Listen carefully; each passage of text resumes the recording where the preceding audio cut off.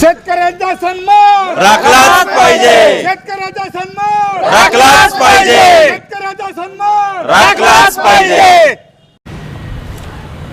आज या ठिकाणी दर्याची वाडी, फलटण तालुक्यातील दर्याची वाडी येथील हे सर्व शेतकरी जमलेले आहेत। वाघजाई डीपीवरील ह्यांचे ह्या सर्वांचे कनेक्शन्स आहेत। इथे वाघजाई डीपी हा 63चा आहे आणि ह्याच्यावरती कनेक्शन आज आम्ही ह्या शेतकऱ्यांनी सगळं हे काढून आणलेलं आहे की ह्या डीपीवर किती लोड आहे।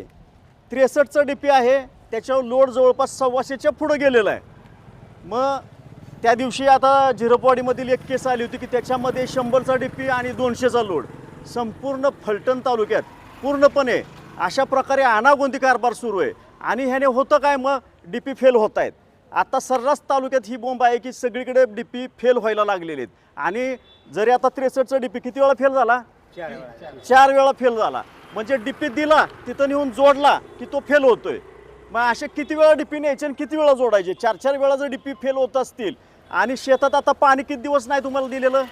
15 दिवस झालं पिकांना पाणी नाहीये। ह्या उन्हाळ्याच्या असल्या कडक उन्हाळ्यात शेतीला पाणी मिळत नाहीये।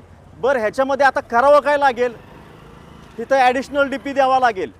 2 आमदार आहेत तालुक्यात, 1 खासदार आहे, 3 लोकप्रतिनिधी आहेत एकूण।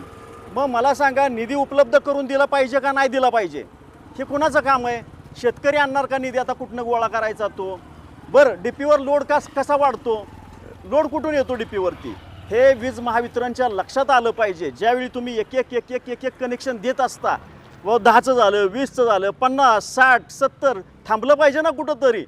जर तुम्ही थांबतच नसाल मग तुम्हाला काय, कुठल्या बेसवरती महावितरणनं कामाला घेतलंय असा प्रश्नसुद्धा आम्हाला आमच्या मनात आता यायला लागलेला आहे। तर ह्या सर्व गोष्टींचा बारकाईने विचार करावा, अन्यथा खूप मोठ्या प्रमाणात फलटण तालुक्यात न भूतो न भविष्य अशा प्रकारे आंदोलन करण्यात येईल। लोकप्रतिनिधींना सुद्धा माझं नम्रपूर्वक आव्हान आहे की शेतकऱ्यांच्याकडे त्यांनी लक्ष द्यावं आणि जिथं जिथं ॲडिशनल डीपी आवश्यक आहेत त्या ठिकाणी निधी द्यावा आणि तिथंच शेतकऱ्यांच्या समस्या सोडवाव्यात। वीज महावितरणनं गाफील अजिबात राहू नये।